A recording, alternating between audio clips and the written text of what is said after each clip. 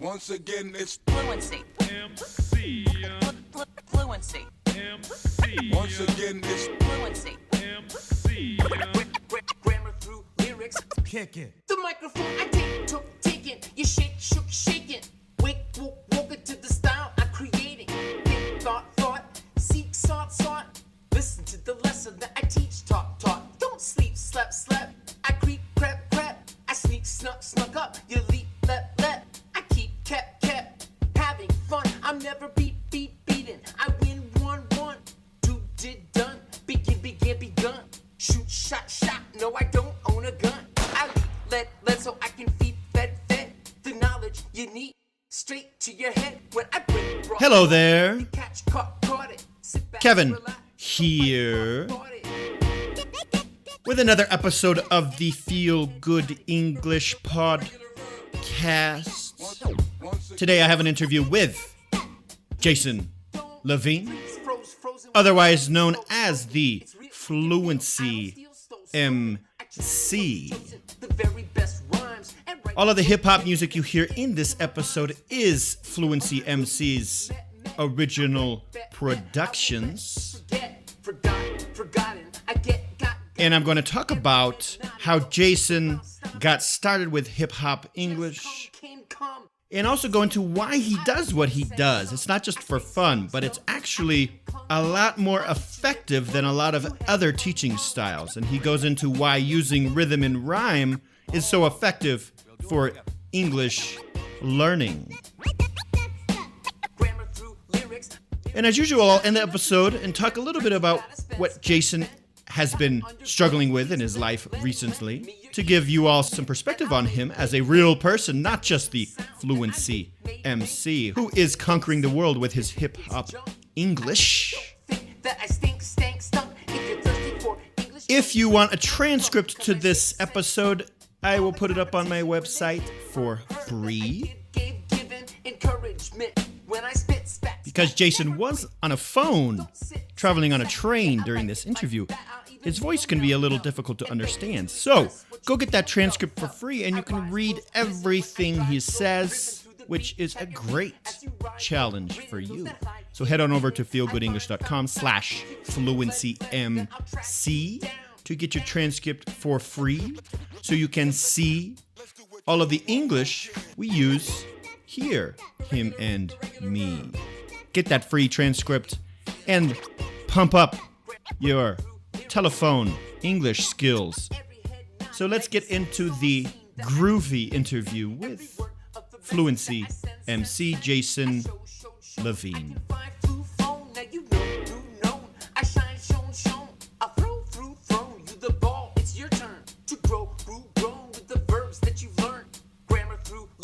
I drawn, piece to ELLs. Now I go when gone.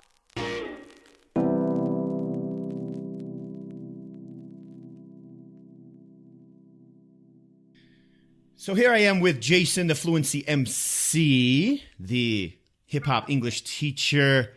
How you doing, Jason? What's up? I'm doing well, and thanks a lot, Kevin. And thank you for being here. Where are you right now in this big, wide world? I'm traveling south in Italy, down to the Boot, Italy, to a school there in a student workshop tomorrow. And I've been traveling this week to meet with English students in big groups to practice English with the music and videos I made. Really cool. So you travel around Europe, kind of sharing your English teaching style. Is that what you do? Yeah, I'm really lucky to have this opportunity, and I've been doing it more often now, closer to home. I live in Paris with my family, so I've been doing more work in France and Belgium, so I can try to leave in the morning and come back at night if I can.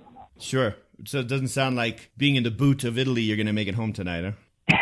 No, I mean it's really exciting for me to travel like this, but it can be tough on my family. So tell me about yourself. You are a very unique English teacher, I'd say, and that's why I really wanted to connect with you. When did you get started with English teaching, and how did that? So two questions: when did you get started, and how did that go into you having this very cool style of teaching English through rapping and teaching English through music? Well, I started teaching English in 1998 in New York City. I taught immigrants, foreign students, and from the beginning, I like teaching with music. I think most language teachers enjoy using music in the classroom. But I didn't start writing my own songs until about a decade later. And what inspired me was several things. So first, more than anything else, I was a hip-hop DJ. I grew up with this. So being able to take the passion I have for hip-hop and connect it with the passion I have for English teaching, it's obvious, but actually what really inspired me more than that was the need for my students to get repetitive practice with the target language from the lessons. Because, you know, the biggest problem that I face, and I think every English teacher faces, is, you know, how to get lessons into the student's head so that they're able to use it in activities and also in the real world. So, you know, how to do that repetitive practice in a way that's interesting, motivating, inspires them to want to do more. So, you know, I saw my students learn quickly through songs, and then a lot of things started connecting. Oh, I know hip-hop music. We're in New York City, where hip-hop started and thrives. And also, hip-hop is truly international. So my students, whether they were from Russia, Turkey, Brazil, Korea, they all knew this music. They all knew this culture. And their teachers, the DJs. So I thought, you know, hey, I could do this. Mm-hmm. Sure. And I think, like you said, one of the hardest things is to get students to grasp this concept of repetition. You know, you need to see the same thing over and over. In practice, it's actually not that hard. One thing I find a lot is a lot of students think you have to live in another country. You have to live in an English-speaking country to really get good at the language. But I totally disagree with that. If you can find ways to make the language repetitive in your day and being consistent with it and hearing the same things over and over, because when you're living in a country, learning that language that the country speaks, basically what you're doing is you're hearing the same things over and over and over, which helps you pick that up, and then you get to practice a lot. But there's tons of repetition just naturally when you live in a foreign country learning a foreign language. So what you're doing is creating these kind of almost immersion techniques by bringing out the music and letting people have this method of making English real in their lives. I love the way you said that about it being like immersion, because actually what you just said, there are many things that it made me think of. So one thing is, you know, you're right about living in another country is you know, not necessarily going to make it happen for you. And one of the reasons is you mentioned that if you are immersed in English in a country, you will get some repetitive practice. But in fact, what happens more often is people think this will happen. They go to another country, and what happens is outside is input that's too difficult most of the time. And they're not getting enough repetitive practice. So irregular verbs is a great example. And that's, you know, my most popular song and video. So when you're a child in your first language is English, then you're getting enough repetitive practice, you know, input and practice. But so if you're living as a young adult or an adult in another country, you are not going to get the type of repetitive input and practice with regular verbs, because it's going to be in the context of language that's difficult most of the time. So, you know, what I'm doing, you know, some people say, well, you know, Fluency MC song, you know, is not natural because we don't say I took, taken the bus. Well, that's right, we don't. But the whole point is a native speaker, if you go up to a native speaker and you say take, took, taken, you know, bring, blank, blank, they'll say brought. Because it's stored up in our heads. And that's what I'm trying to do with students. You know, how those lists, you know, with generative collocations or adjectives plus prepositions or whatever it is, those lists that we have in our heads when we need to use them. And I don't mean they're organized as lists, but they're there to access. That can't come from just studying and repeating a list. So rhythm and rhyme, as you mentioned, helps so much in our retention of vocabulary, and we're motivated to repeat songs. You know, it's funny, you said, you know, and I agree with you, of course, it's not natural, it's boring, you know, to repeat things, but songs, we repeat. And in this way, you know, what I'm doing is nothing new. People have been using this approach for forever. learning through songs and music. I think what's different is, pop songs, particularly hip hop songs, can be that same problem of input being too difficult. At the same time, songs in textbooks, unless you're talking about little children, songs in textbooks tend to be childish and boring for older learners. So that's where, I came in with this idea of, writing a song that an adolescent or adult will want to repeat naturally, not because they've been told they have to repeat it. It's Fluency MC. Have a party, have fun, have a cold, have a problem, have good weather, have a get together, have a test, have trouble, have friends, have plans, have a good time. You have it in. Let's have a party and have fun. We'll have a blast. You'll have good memories of Colo class. You can have a problem that doesn't last, like when you have a cold, but get over it fast. You can have a test or have a paper to write and have trouble falling asleep at night.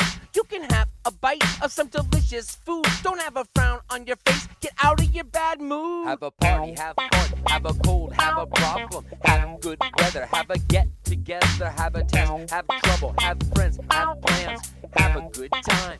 You have it in you. When you have friends, you have the chance to have a great weekend. You can have plans to have a get together. If you have good weather, you can have a picnic in the park Or wherever. Have a few laughs, have a good time. Have conversations on the grass in the sunshine. Having sips of pink lemonade. Have an afternoon nap in the nice cool shade. If you have kids, you can bring them too.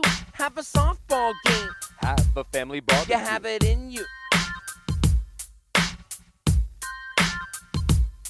Have success, have a dream, have self-esteem, have determination, have an education, have goals, skills, experience, and patience. Have no fear.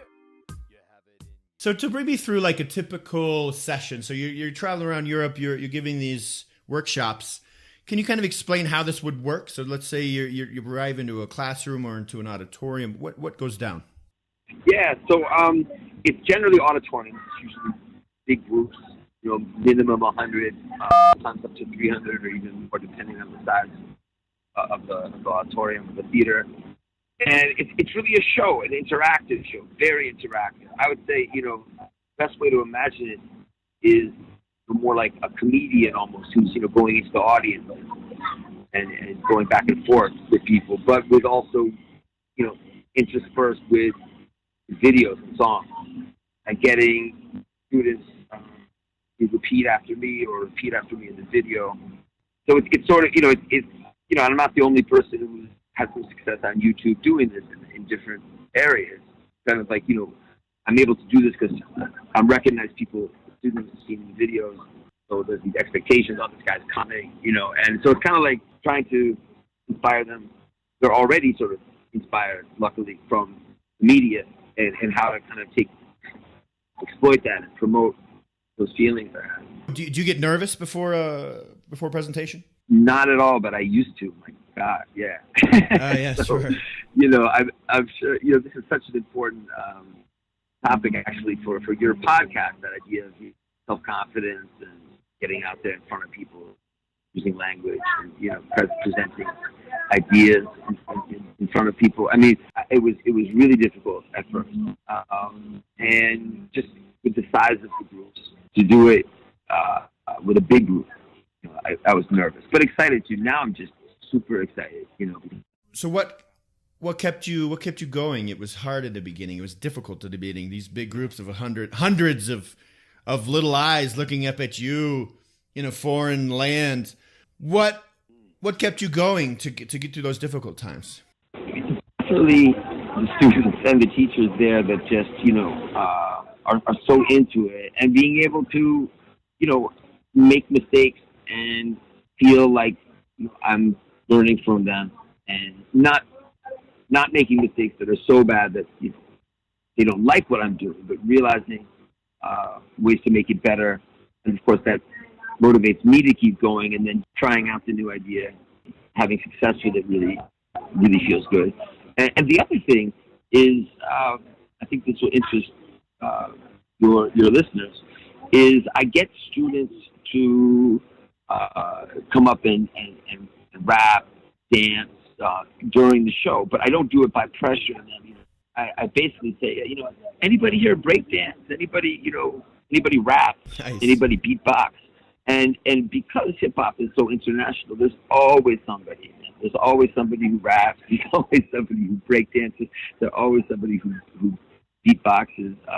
So some of them are reluctant to come up. You know, it's not. It's sometimes, you know, occasionally someone will be like, yeah, they'll come up, but usually it's like, yeah, I do it, but I'm not sure. And so, you know, we all try to help them feel more comfortable, get them up there, and then later, they're really happy they did, and putting pictures in social media, it inspires them more. So that also helps me feel confident. Hearing you speak here, and just thinking more and more how important it is what you're doing. One of the things I think is the biggest struggle, or I think is the biggest obstacle for language learners around the world, is thinking that English is just another school subject that they have to learn and study. And, you know, and unless they love it, which most people don't. It's like, no, most people don't love mathematics. Some do, but it's a very small percentage. Most people don't love English. If you can bring this in and put a whole new twist on what language is, and you make it fun, and you bring in emotions, and you just, you know, you can change their mindset about what they're doing, and that to me is one of the most valuable things an English teacher can do, and I think that's just so great. So yeah, cheers to you, man. I think that's wonderful, and Well, thank you so much, Kevin. I mean, I'll say that at schools in general, I notice students like you're talking about that look at it more like a subject. It's not something that they're excited about. But I also see some students who are, and in almost every case, it's not the traditional reason. The traditional reason was, you know, they were into America or England or, you know, something, you know, the cultural. What I see now, and I'm so excited, they're motivated because English is becoming more of a world language, so they see it as a way to communicate, not with Americans or British or Australian people or whatever, or to move to another country. That's not their goal. It's more they want to understand media, songs, movies. They want to be part of the world of social media and connecting. You know, just a very practical skill. right. Want. And that's tremendously inspiring to just see that happening. So, Totally. you know, at the same time, as I said, there are students who do not feel that way. And the reason they don't feel that way, to me, is very clear. If you have 3 hours of English a week, then of course, in the classroom, then of course you're going to think about it as a subject. You know, so the important thing is for me when I do these workshops and when I teach online and whatever I'm doing with English, that I try to help students practice out of class. And when I say practice, I don't mean a conversation partner. How can they do more with songs, blogs, with podcasts like yours? You know, how can they get that kind of practice so that they're more interested in it's not as a subject, but as a way that can help and connect them to. Yeah, and kind of, and how I look at it is like open up their world and open up their minds. And these days, it's just the way the world works. Is we do this online through English. You know, English I think is like 80% of the internet or something like that.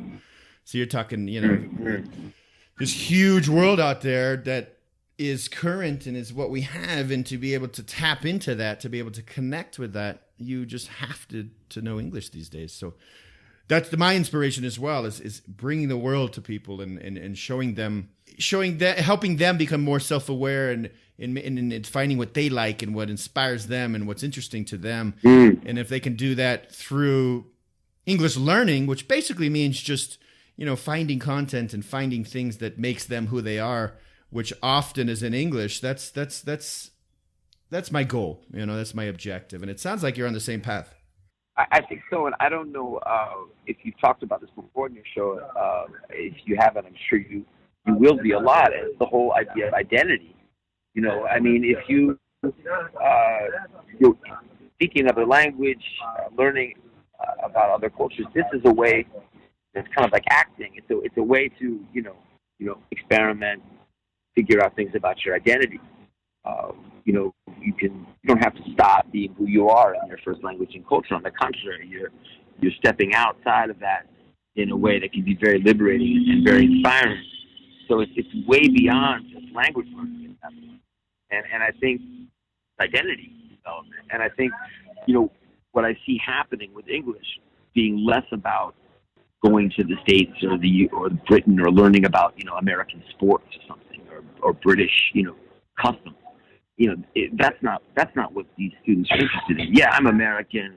Sometimes they have questions about it, but they're not so excited about me being American.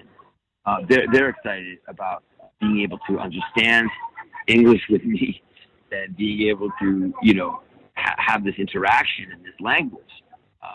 That's what's really exciting. I ask my guests on the show to share something that they struggle with in their lives currently. It could be through business, could be through life.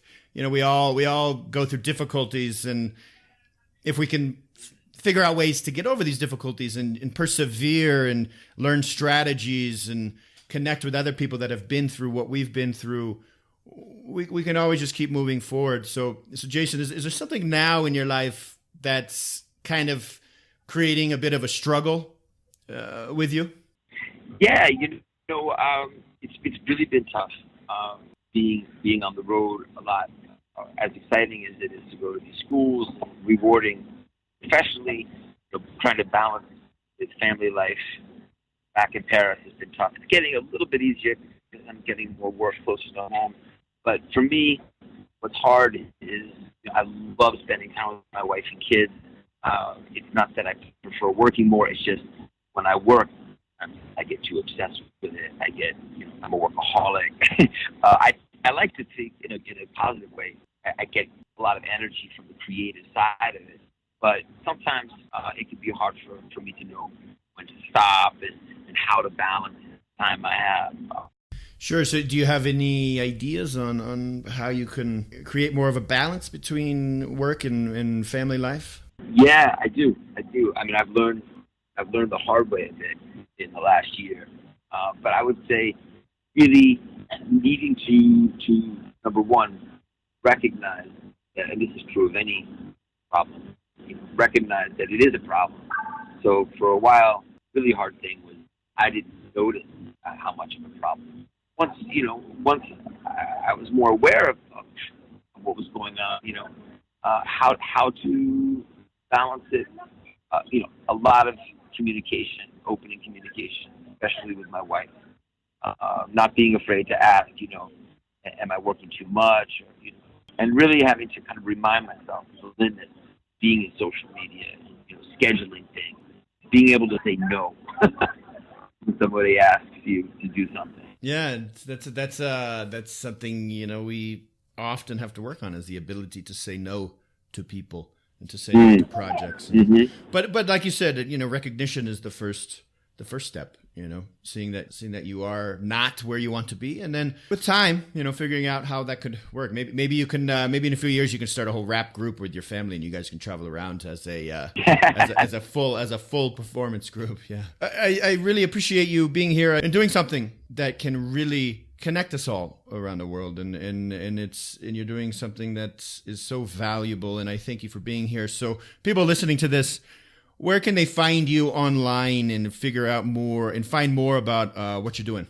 Well, first of all, Kevin, thank you for the kind words. And, I really think that you and others making podcasts that are helping English learners through topics and subjects that are just, more intrinsically interesting is so valuable. So I'm really glad we could connect.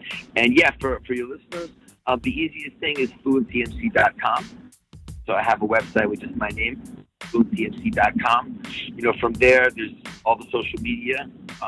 Please connect with me on YouTube if you like subscribing to channels. Subscribe, Facebook page, Instagram. I'm there a lot. But the website be the best place. And also there's a contact form, which is just a direct email to me. And I respond to every email I get. So, especially from English learners and teachers too. Please reach out. Anybody who's interested, and it'd be great to meet some of your listeners, your followers.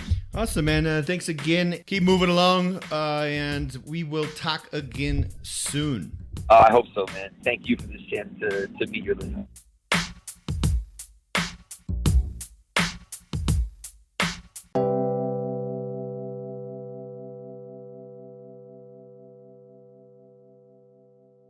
Once again, I want to thank Jason Levine, the Fluency MC, for being here on the Feel Good English podcast. Go on over to Jason's site, fluencymc.com. Get his free songbook. Look at all the other great resources he has there. I'm a big music fan myself and had so much fun making this episode.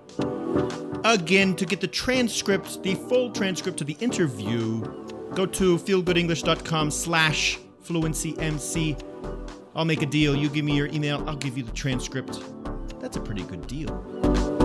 See you on over there, and until then, keep rocking, keep smiling, keep grooving. See you next time.